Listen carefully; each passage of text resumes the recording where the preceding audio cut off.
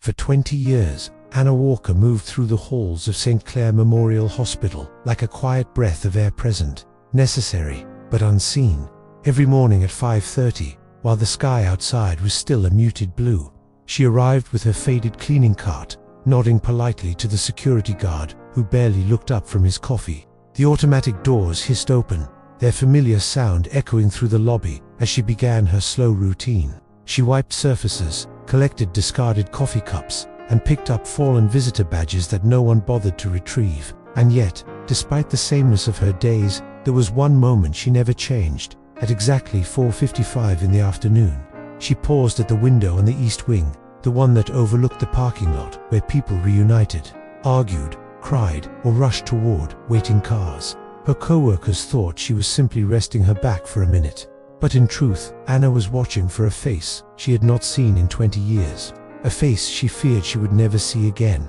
A face that once called her mom. Back then, long before the hospital and the faded blue uniform, Anna was a mother to a son named Matthew. He had her eyes soft brown with a warm crescent that deepened whenever he laughed.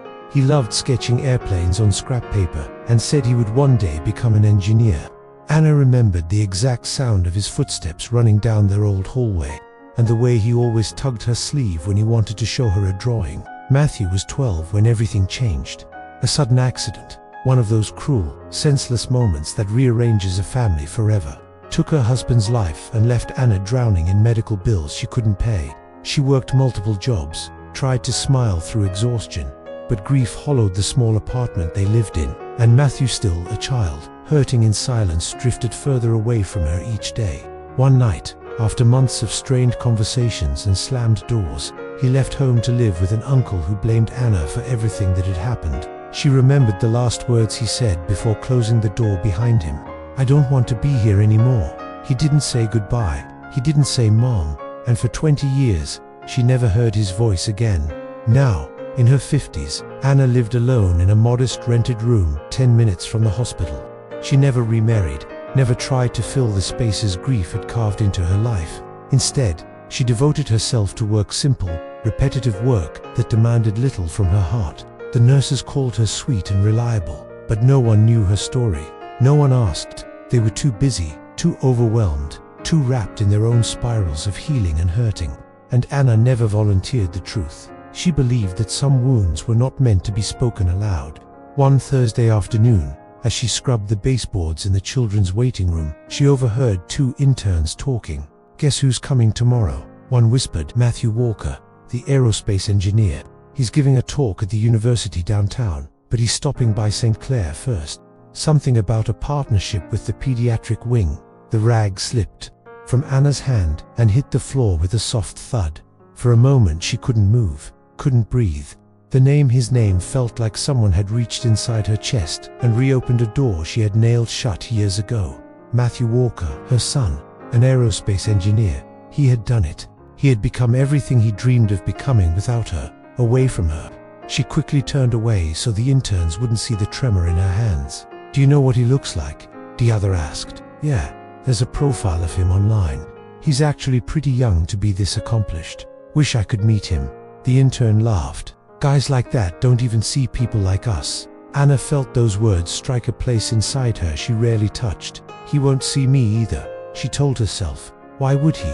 I'm just the woman who cleans floors." That night she barely slept. Every time she closed her eyes, she saw Matthew as a boy, his small backpack, his earnest drawings, the cracks in his voice the night he left. She wondered whether he ever thought of her, whether he blamed her, whether time had hardened him the way it had quietly hollowed her. The next morning, she arrived earlier than usual.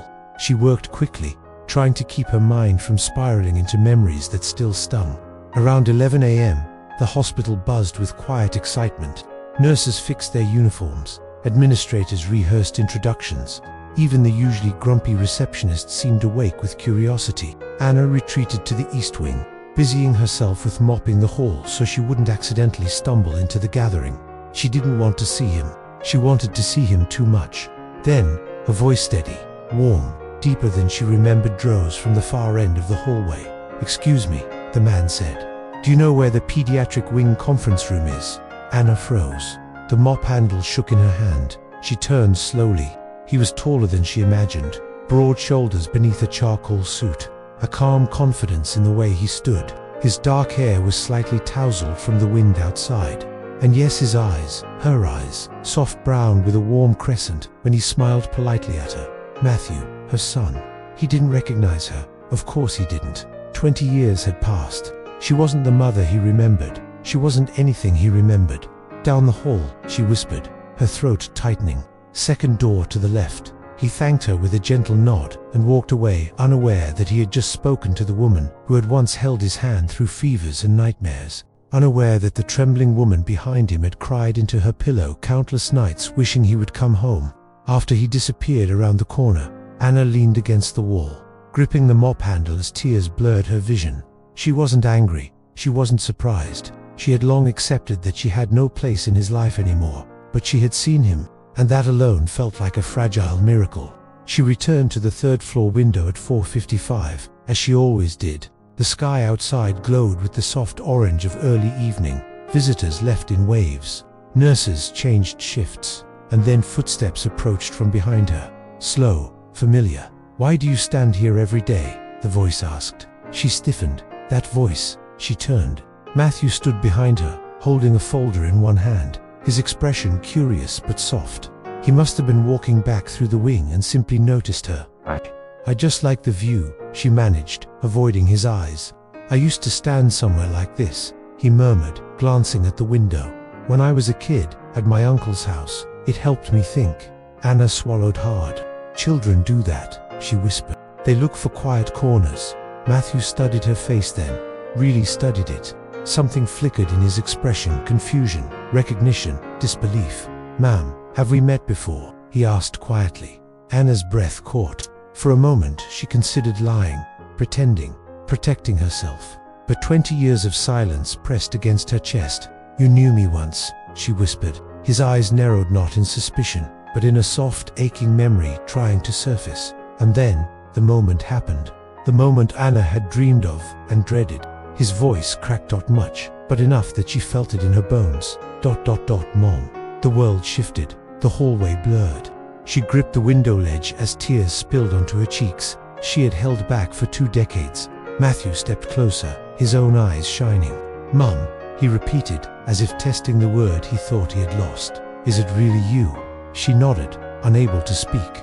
He reached out, slowly, the way one reaches for something fragile.